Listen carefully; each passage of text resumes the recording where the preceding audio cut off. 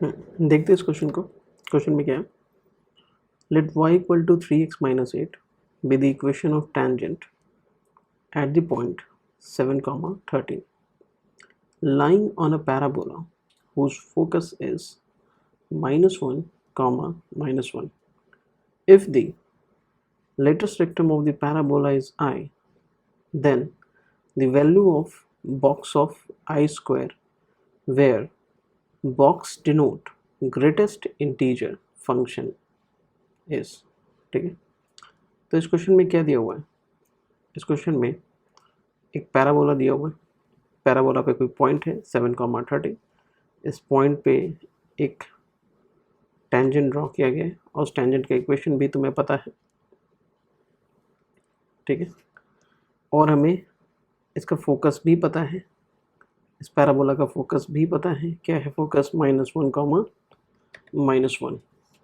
ठीक है, तो एक ये पॉइंट पता है, टेंजेंट का इक्वेशन पता है 3x - 8, ये पता है। तो हमें क्या निकालना है? हमें लेंथ ऑफ लेटेस्ट रेक्टम निकालना है। तो लेंथ ऑफ लेटेस्ट रेक्टम निकालने के लिए क्या करते हैं, थोड़े से हम अपने इंफॉर्मेशन को इंटीग्रेट करना स्टार्ट करते हैं। ये सोचते हैं कि लेंथ ऑफ लेटेस्ट रेक्टम कैसे निकालेंगे। ठीक है ना, क्योंकि सिर्फ इसको इन सब को यूज़ करके तो कुछ फ़ायदा है नहीं। ठीक है, हम एक चीज़ सोच सकते हैं कि एक तो चाहे अपने को किसी तरीके से ये ऐसे भी सोच सकते हो कि इस एक्सिस का इक्वेशन मिल जाए, इस एक्सिस का इक्वेशन मिल जाए तो हम बता सकते हैं, क्योंकि अगर इस एक्सिस का इक्वेशन मिल जाएगा, ठीक है, और हम किसी तरीके से यहाँ पे वर्टेक्स निकाल लें तो हो सकता है, जो कि यहाँ पे एक मुश्किल ही लग रहा है। ठीक है, मुश्किल ही लग रहा है इसको निकालना। या हम सबसे सिंपल हो कि हम डायरेक्ट्रिक्स, किसी तरीके से डायरेक्ट्रिक्स का इक्वेशन निकाल लें, है ना, किसी तरीके से डायरेक्ट्रिक्स का इक्वेशन निकाल लें। और हमें पता है कि चूंकि ये पैराबोला है तो according to focal directrix property जो ये डिस्टेंस होगा, ठीक है ना, ये डिस्टेंस क्या होता था, अगर हम स्टैंडर्ड देखो, जब भी तुम्हें डिस्टेंस देखना हो तो याद रखो हमेशा किससे कंपेयर करना है? स्टैंडर्ड इक्वेशन ऑफ कोनिक से। मैं बार बार बता रहा हूँ, हमेशा किससे कंपेयर करना है? स्टैंडर्ड इक्वेशन ऑफ कोनिक से। ठीक है ना, हमेशा याद रखो। तो स्टैंडर्ड इक्वेशन ऑफ कोनिक्स में देखते थे ये लेंथ ऑफ लेटेस्ट रेक्टम क्या हो जाता था, बस कंपेयर कर लो, ये डिस्टेंस क्या होता था, ये ए हो जाता था। अब चूंकि ये पैराबोला है तो नो डाउट ये डिस्टेंस और ये डिस्टेंस सेम होता था, तो ये भी ए हो जाता था, है ना। तो हम लेंथ ऑफ लेटेस्ट रेक्टम हमारा क्या होता था? 4a हो जाता था। ये होता था ना लेंथ ऑफ लेटेस्ट रेक्टम। तो हम ऐसे बोल सकते हैं ना कि 2 इंटू फोकस से डायरेक्ट्रिक्स पे परपेंडिकुलर दूरी, हम ये बोल सकते थे, मतलब FD। ठीक है, तो अगर हम किसी तरीके से ये FD निकाल ले, तो इसी का ट्वाइस करना है, हमें इसी का ट्वाइस करना है, ट्वाइस कर देंगे तो हमें लेटेस्ट रेक्टम का लेंथ मिल जाएगा। ठीक है, तो अब हम पूरा दिमाग लगा देंगे इस डायरेक्ट्रिक्स को निकालने के पीछे। अब डायरेक्ट्रिक्स हम निकाल भी सकते हैं, कैसे? कोनिक्स की पैराबोला की प्रॉपर्टी याद करने की कोशिश करो। एक प्रॉपर्टी थी पैराबोला में, वो क्या है कि अगर हम फोकस का किसी भी टैंजेंट पे इमेज निकालते हैं ना, यहाँ पे तो चलो डायग्राम एग्जैक्ट नहीं है, मैं बस बता रहा हूँ कि अगर हम फोकस का टैंजेंट पे इमेज निकालते हैं ना, टैंजेंट के अबाउट इमेज निकालते हैं, तो वो जो इमेज होता है ना वो जाके डायरेक्ट्रिक्स से जाकर मिलता है, या हम बोलेंगे डायरेक्ट्रिक्स पे लाई करता है। ठीक है, ये बहुत इंपॉर्टेंट प्रॉपर्टी है जो तुम्हें याद रखना होगा। ठीक है, तो क्वेश्चन तो एक समझ में आ गया कि हमें क्या करना है, हमें किसी तरीके से डायरेक्ट्रिक्स का इक्वेशन निकाल लेना है, हमारा सवाल बन जाएगा। ठीक है, तो डायरेक्ट्रिक्स की इक्वेशन निकालने के लिए हमें क्या यूज़ करना पड़ेगा? प्रॉपर्टी। ठीक है, और हो सकता है प्रॉपर्टी के बाद कुछ और सोचना पड़े, तो हम देखते हैं। चलो, तो पहले तो उस प्रॉपर्टी को लिख लेते हैं। मैं लिख देता हूँ यहाँ पे कि मैं भी तुम लोग को याद ना हो तो इसको याद रखना। प्रॉपर्टी क्या है? Image of focus upon any tangent on the parabola, any tangent on the parabola lie on the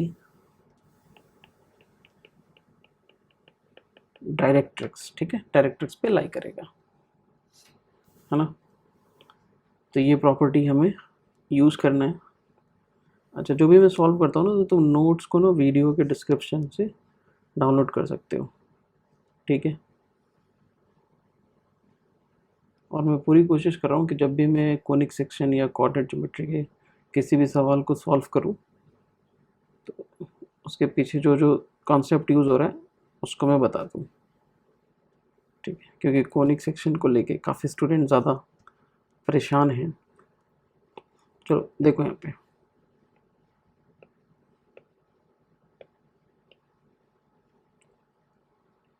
कुछ डायग्राम ऐसा है, ये मैंने पहले से बना रखा था, ठीक है ना, क्योंकि ये सब डायग्राम बनाने में ना बहुत ज़्यादा टाइम वेस्ट होता है, तो इसलिए मैंने इसको पहले से बना लिया था। तो यहाँ पे देखो, ये टेंजेंट का इक्वेशन दिया हुआ है। अब ये सब तो मैं पहले बता चुका हूँ, ठीक है।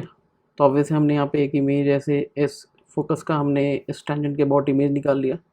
तो लेट्स से इस इमेज का एक नाम भी हम दे देते हैं, कुछ एस प्राइम दे देते हैं, एस प्राइम दे दिया, और इसके कोऑर्डिनेट को हम कुछ मान लेते हैं अल्फ़ा बीटा, ठीक है ना। तो चलो सबसे पहले एक काम करते हैं, पहले इमेज निकाल ही लेते हैं अल्फ़ा बीटा, उसके बाद देखते हैं क्या करना होगा हमें। तो हम वो फॉर्मूला लगा लेते हैं इमेज निकालने का, ठीक है। किस लाइन के अबाउट निकाल रहे हैं, इस लाइन के अबाउट निकाल रहे हैं ना, 3x minus y minus 8 equal to 0 के अबाउट। तो लगाते हैं, ये क्या हो जाएगा, alpha plus 1 divide by coefficient of x,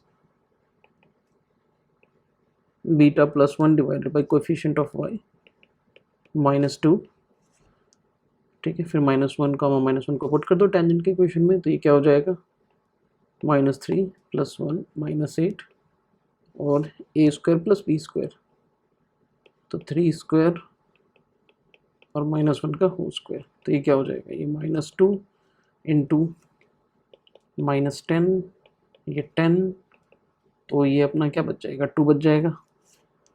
तो अपने को यहाँ पे अल्फ़ा क्या मिल जाएगा, 5 मिल जाएगा, और बीटा क्या मिल जाएगा, -2 -1, तो -3 मिल जाएगा।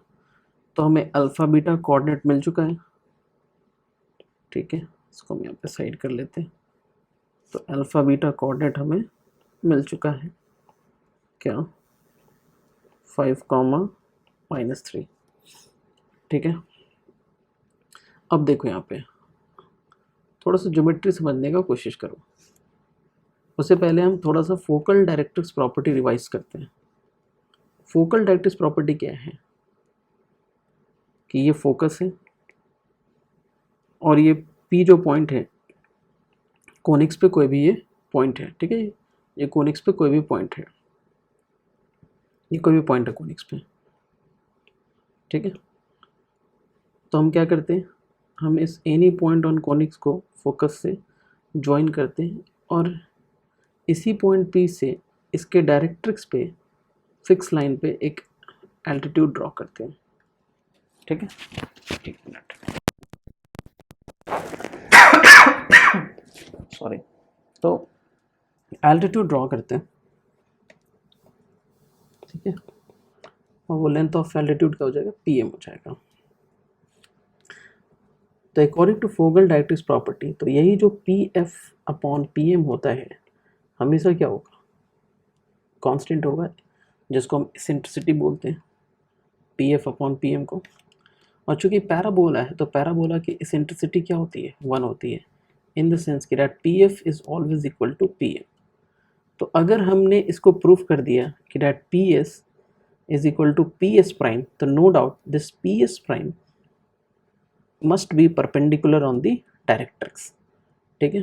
तो चलो प्रूफ करते हैं यहाँ पे, इसको मैं अभी हटा देता हूँ। चलो देखो, सिंपल ज्योमेट्री है। देखो ये चूंकि इमेज है तो नो डाउट ये लेंथ और ये लेंथ क्या होना है, सेम होना है, ये लेंथ और ये लेंथ सेम होना है, और ये परपेंडिकुलर है, ठीक है ना। तो ऑब्वियसली कि ये ट्रायंगल, इस ट्रायंगल को देखो, इस ट्रायंगल को देखो और इस ट्रायंगल को देखो, ये दोनों ट्रायंगल क्या हो जाएंगे, कॉन्ग्रेंट हो जाएंगे। तो अगर कॉन्ग्रेंट हो जाएंगे तो नो डाउट ये चीज़ और ये चीज़ इक्वल हो जाएगा। और अगर इक्वल हो गया तो since PS is equal to PS prime, therefore according to focal directrix property क्या हो जाएगा, PS prime must be perpendicular on the directrix। ये होना ही होना है। ठीक है, लिख भी देता हूँ, according to focal directrix property। ठीक है, चलो ये एक इन्फॉर्मेशन हमें यहाँ से मिल गया। अब ये इन्फॉर्मेशन बहुत काम का है। कैसे, देखो अब तुम्हें पता चल गया कि PS प्राइम क्या है, डायरेक्ट्रिक्स पे परपेंडिकुलर है। तो नो डाउट दोनों का डायरेक्ट्रिक्स और PS प्राइम का स्लोप का प्रोडक्ट क्या होना है, -1।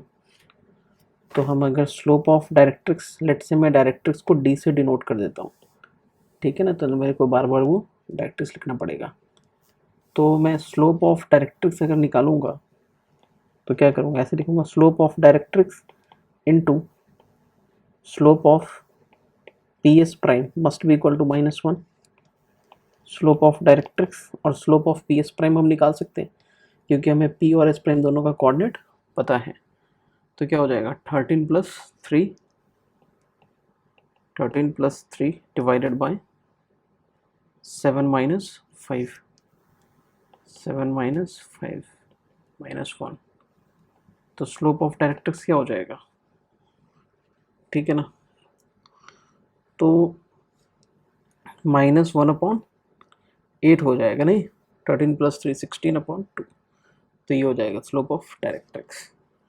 तो हम आराम से डायरेक्ट्रिक्स का इक्वेशन भी निकाल सकते हैं। तो डायरेक्ट्रिक्स का इक्वेशन क्या हो जाएगा, स्लोप अपने को पता है, पासिंग पॉइंट पता है, तो y + 3